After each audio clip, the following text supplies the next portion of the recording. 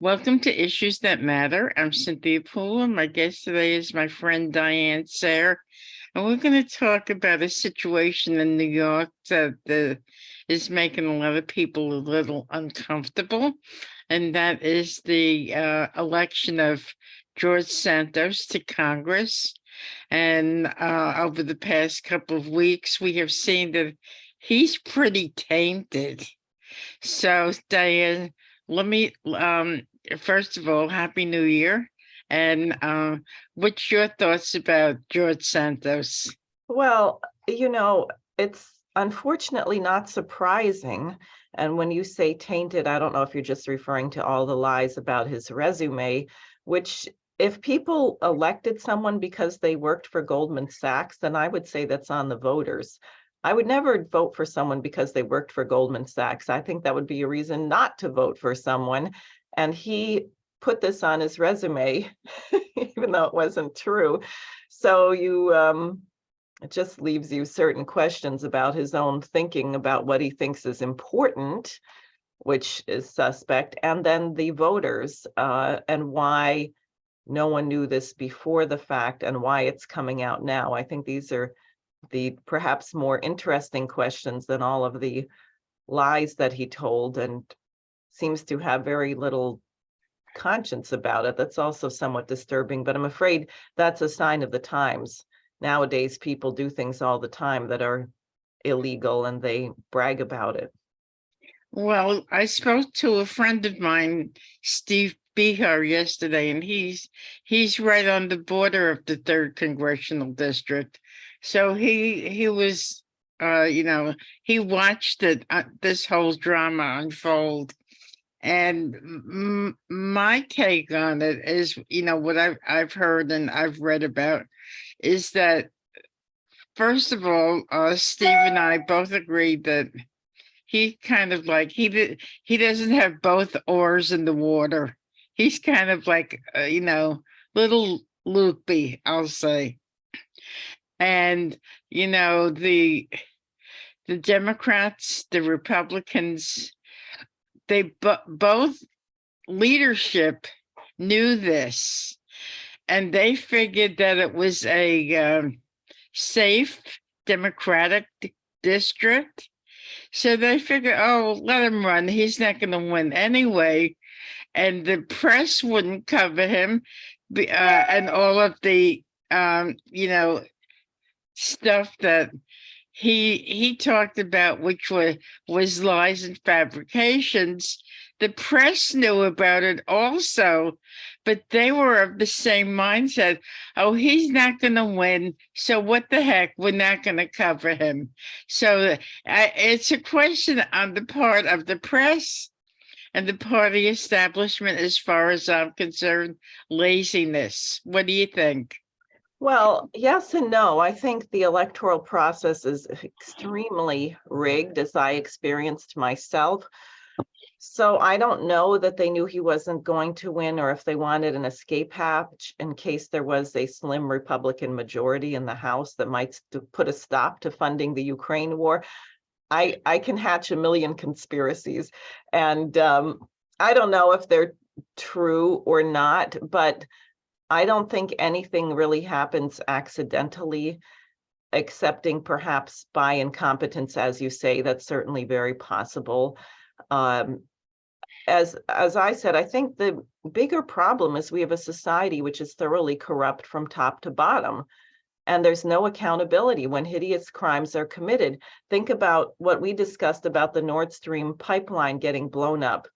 And here you have a text message from the brief-lived Prime Minister of the UK, Liz Truss, to the US Secretary of State, Tony Blinken, minutes after the pipeline is destroyed, saying, "It is done." Now, no one has denied that this was real, sort of like Hillary Clinton's emails, where she admitted she was stealing the nomination from Bernie Sanders. So somehow we're going to keep Julian Assange in prison, torturing him to death. But the fact that Hillary Clinton was planning to steal the election, there's no consequences for that. Similarly, Liz Truss and Tony Blinken are discussing blowing how they just blew up the Nord Stream pipeline. There's no consequences for that. These are crimes. These Mhm. are actual crimes. Think about Pompeo, you know, that famous speech he made at Texas A&M in 2019. We lie, cheat, and steal in the CIA, and with our whole schools we go to. He didn't feel the need. In a sane society, he would be in jail right now. Mhm. But clearly the whole society is insane. So when you see a case like this, I mean, I think it's reprehensible on the part of Santos, on the part of the Democrat running against him, and the part of the news media for not bringing the truth out. But compared to the kind of crimes what I just mentioned, it's peanuts. It's only a reflection of a society which has gone so mad, or has become so thoroughly demoralized, or people have decided it's just so hopeless you can't do anything about it. And whoever can commit the biggest crime in your face is the one who's allowed to be your leader. In a few days, the new Congress will be seated. So there's a slim majority in the House for Republicans, very slim. And George Santos had pledged his support for Kevin McCarthy. And Kevin McCarthy, his leadership, I mean, his speakership is still in question. So every single person that's pledged to McCarthy, McCarthy wants. So McCarthy wants Santos to be in Congress. So that would be one more vote for him. I think that's the most disgusting part of the whole thing. What do you think? I mean, it just is a further example of what I'm saying. Where are the principles? Where is my concern? You know what my concern about this new Congress is? Will this Republican majority cut off the flow of weapons to Ukraine? Right. That's what I'm hoping we're going to get done. That's the one reason I would care about one party over the other. So far, the Democrats have been totally in lockstep supporting the war. And there's a few renegade Republicans who disagree with it, some of whom even had the guts not to show up when Zelensky gave his little, display. I'm glad he did not resort to playing the piano with his you-know-what, which he did on a comedy routine. But did you know that? No, I didn't. Yeah, anyway, we won't go there. But I mean, that the Congress gives a guy like this a million standing ovations. So somehow we're on the brink of nuclear war with a major superpower. Mm-hmm. And people are playing tiddlywinks and engaged in the most foolish, insane kinds of activities. It's really striking. In fact, Edgar Allan Poe actually wrote a story about exactly this mentality. Have you read much of Poe? No, I He wrote haven't. he wrote a story called The Mask of the Red Death about the plague. And this billionaire prince decides that he doesn't want to get the plague, and he's going to take all of his richest favorite friends, and they're going to get the best wine and cheese, and they're going to lock themselves up in the castle and pull up the drawbridge, and no one will be able to come in, and they're going to be safe from the plague. And so one night he holds this costume party, and some guest has had the temerity to show up dressed like someone dying of the plague, with blood coming from his pores and so on. And so the prince gets in a total rage, goes with his sword to stab this terrible guest trying to bring reality into his party. And it turns out it's an apparition. He can't stab him. And you can imagine the end. Everyone dies of the plague. Oh boy. Right. So I think this is sort of the mentality. You have these millionaires running around in the Congress, these billionaires pulling the thread. And they say, well, I don't care if the world blows up. I don't care if people run out of food, run out of fuel. We have our little safe place. We're just going to pull up the drawbridge and have the best food and the best wine and whatever degenerate culture we want to engage in, and the world can go to hell. Mm-hmm. And that's the kind of juvenile, it should really make people sick. And what I'm hoping, I mean, the reason why I said that I would run is that leadership, I think, inspires leadership. So that when people see someone behaving courageously, then they tend to say, oh, you know what, they're right.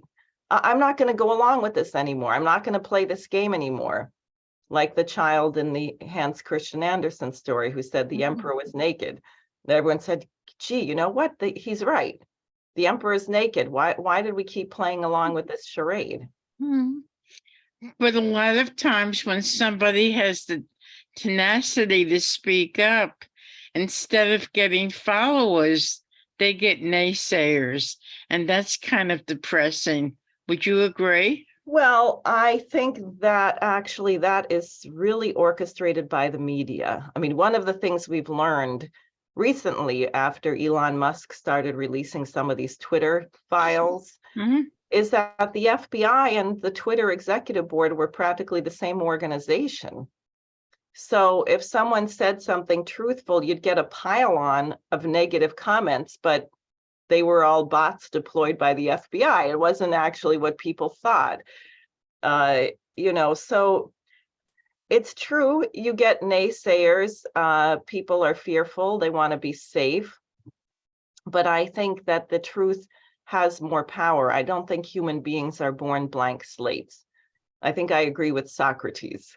There's an innate knowledge within of right and wrong, and therefore it can be evoked. Conscience, right? They talk about conscience. Mhm. Virtually everyone has one. There may be a few people who've managed to beat it down into oblivion, but it's a minority. Yes, when you say the word conscious, the both parties in Nassau County realized that this guy was not a qualified candidate. He ran, I think 4 years ago.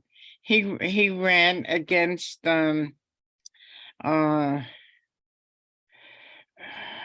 my God, I know his name. Well, Tom Swazi. Okay. And he lost then. Um, I'm sure there were a lot of indications that this guy was not fit to run for office.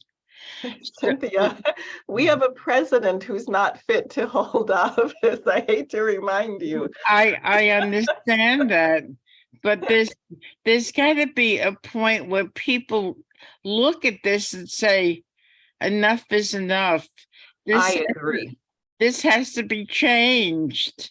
And I think as bad as George Santos might be or is, I think he could be the catalyst for a discussion, a new discussion, and an opportunity for people to talk about the political structure and the role of the party, the role of the media, the role of the money people. And I think that would be a good start. What do you think? Absolutely. It's a conversation long overdue. I wish we would have this. Well, frankly, we should have had this conversation back in, was it 2004, 2005, when the photographs from Abu Ghraib were released? Right. I really thought that would be the end of the Bush administration. I thought there would be riots in the street. How could we Americans besmirch our republic with such hideous behavior? George Washington vehemently opposed torture. I mean, there are so many reasons why you don't do it, not the least of which that you destroy your humanity. Mhm, And there mhm. was no outcry. There were some people that tried to do something about it. Um, Famously, you remember what happened to Diane Feinstein. They had the files in their office somehow got broken into. I can't remember all the details, but there were efforts to sabotage her work to uncover that. So that would be wonderful if this caused people to reflect. I mean, this collusion of the Republican and Democratic parties, as you know, I'm no stranger to, since that's how they tried very hard to keep me and all the independents off the ballot. Mhm. I mean, that was a totally bipartisan agreement to triple the signature requirements. So anyone who thinks that the two parties are opposing each other on principle should rethink it. Yes, at the same time, you articulated issues. You talked about nuclear war. You talked about the politicians and how corrupt they could be. But here's this guy who I don't know where he came from, but he exhibited, behavior that was not fit for a candidate. And he slides right through, and you with your articulating stuff was pushed back at every turn. Right. That's Mhm. true. That's exactly what happened. That seems to happen too frequently. And, in a certain sense, the voters have to also take responsibility for this. Know or should have known. That was something we've heard in the past in history. So his background of both the leadership of both parties and the press were aware of it. Mhm. Then people probably knew and they decided to vote for him anyway. Right, right. Because, the press and the party leadership thought, oh, it doesn't matter because he's not going to win anyway. So they knew, something about this guy's personality, but they didn't care. They just put him up there, and lo and behold, surprise, surprise, the voters voted this guy in. I think this whole thing is so interesting, but it's interesting pre the new Congress. Once the new Congress comes in and McCarthy is fighting for his political life, that he wants to be speaker, and every vote counts, it's going to be interesting to see what happens with Santos then.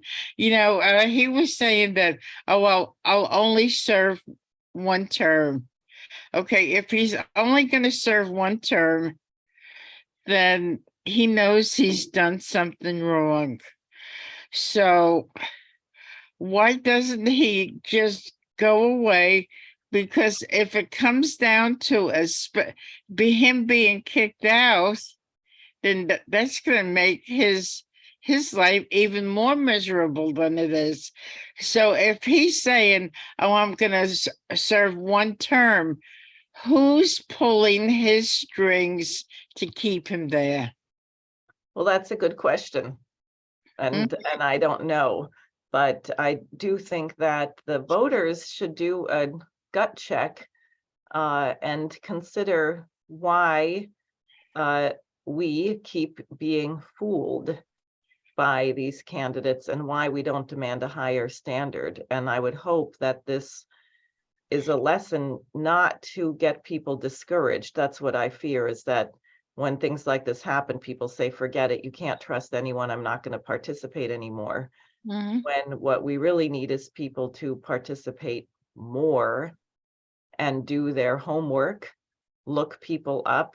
I got some very interesting new supporters in the end of my campaign because the sample ballot went out and it was published. So curious people looked me up and they said, oh, who is this woman here on the bottom of the ballot? I never heard anything about her.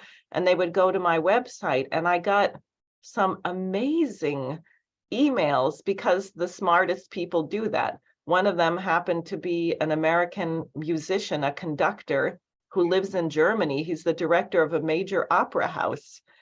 And he said, I just saw your name on the ballot and I looked you up and I can't believe that you're running and thank you so much. And I'm supporting you. And, another woman who, again, saw my name on the ballot and went to the website and said, oh, I've been very active about the damage that high THC levels, this cannabis legalization, is causing to people's brains and so on. And I can't believe you had a seminar about that. And I really want to support your campaign. It turns out she's also a musician. Isn't that interesting? Oh, wow. Yeah, so if people would take the time to become a little bit more informed, don't just presume that you can't find out the truth. You can do your work, you can find things out and then act on that. I think we would be much better off. And I really think people should hold this, whatever's wrong with this Congress, and there's plenty that's wrong with it. We have to hold these people accountable. We have to be on their case every minute. The situation, this war situation is so unbelievably dangerous, and there seems to be no limit to the insanity coming from our military leadership and the Biden administration. But the Congress does have some power to do something about it. So I think that the American people should really take it to heart, do their work, listen to your programs, listen to all your great guests like Scott Ritter, get themselves armed with some knowledge and go chase down their congressman. Right. I'm one person and I'm doing the best I can to get information out. But the percentage of people in this country that I'm probably reaching is minuscule. So people listen to Fox News and MSNBC, and they get their information there. They more than likely kind of disregard what I'm saying or what Scott's saying or what you're saying, because the mainstream media does not adhere to the same conversation that we have. So people, it's difficult to change people's minds when they're inundated the way they are. And the economy is so bad that people are working and working and working just to keep up. So if they're working a number of hours a day and they're exhausted, I don't think they have the time or the the capacity when they're tired to absorb all of this stuff that maybe you're saying, what Scott's saying, and put it in perspective. They hear what they hear on MSNBC, on Fox, so they figured that that's the gospel truth. What do you think? Well, I'm not sure that they believe that, but people know what they're supposed to say. They know what they're supposed to be overheard saying because that's what's on the mainstream press. I'll give you an example. After 9/11, the Lyndon LaRouche actually warned that morning, don't blame this on Osama bin Laden. And a few days later, he put out a release saying, come on, people from outside the United States could never have taken down our security in such a way as to allow this to occur. You have to look inside. You have to find out who could take down security at the Pentagon, who could make sure no jets were scrambled. How could this happen? And so people went out on the streets with a sign that said, everyone knows, including you, that Osama couldn't have done it in Manhattan. And what happened is people would come up and they'd whisper, I agree with you, but everyone else thinks X, right? So having the sign out as something that everyone knew should have been obvious. Only the bravest people would come over and say, I agree, but I don't want any of my coworkers to see me talking to you. I agree, but I'm the only one. And that's why I'm saying the importance of enough people finding the courage to tell the truth, about what this Santos case exposes, which is the criminal fraud of our entire rotten, stinking system. And to say it, stop going along with the charade. Stop pretending you're in polite company. Who are you trying to propitiate? Right. See, the other problem is, and I've known this for years, is the fact that the party establishment chooses who they want to be, to represent the people. People don't understand that. It's not because they're dumb, it's because they don't know the inner workings of the party. You know it, you know what Schumer did to you, and most people don't know that. So the party people, even though they're just a handful of people in this country overall, they get away with murder. So far, but I think it will come to an end. I think Schiller was right in his play William Tell. There's an oath, the Rutley Oath, which says there is a limit to a tyrant's power. I mean, that's certainly what happened in the American Revolution. Certainly, it happened in Germany when the Berlin Wall came down, which is, I keep thinking of that example because certainly the people in East Germany didn't have free and fair elections. I think at finally near the end, something like 1 out of 3 people was working for the Stasi. People's children were spying on them and turning them over. But what happened? You had an economic collapse, and you had so many people getting involved in these totally nonviolent candlelight vigils, but it was millions of people. So how could the military or the police fire on their own relatives, which is what it would have been? And so the wall came down. They liberated themselves in an amazing way that you would not have predicted. And I think we have to really cling to that if you stand for the truth, it has a way of resonating.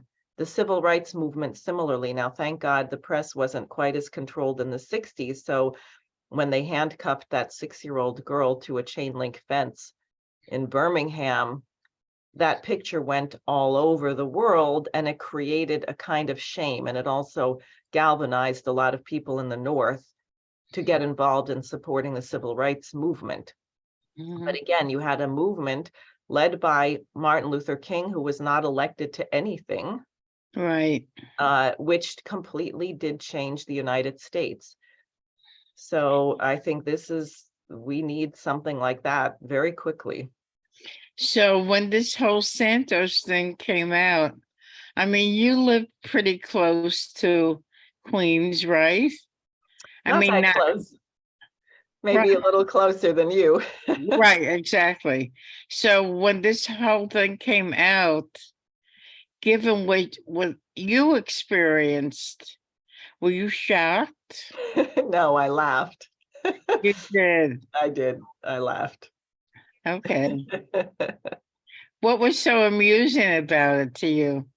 Well, sort of. So that's what you get. You want a rotten, rigged system, don't be surprised. Oh, wow. Wow. Yeah. So I think there's going to be more shoes dropped next week. So Yeah.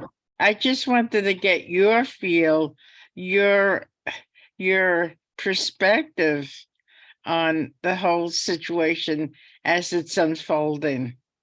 Well, thanks, Cynthia. I'm glad we had this conversation.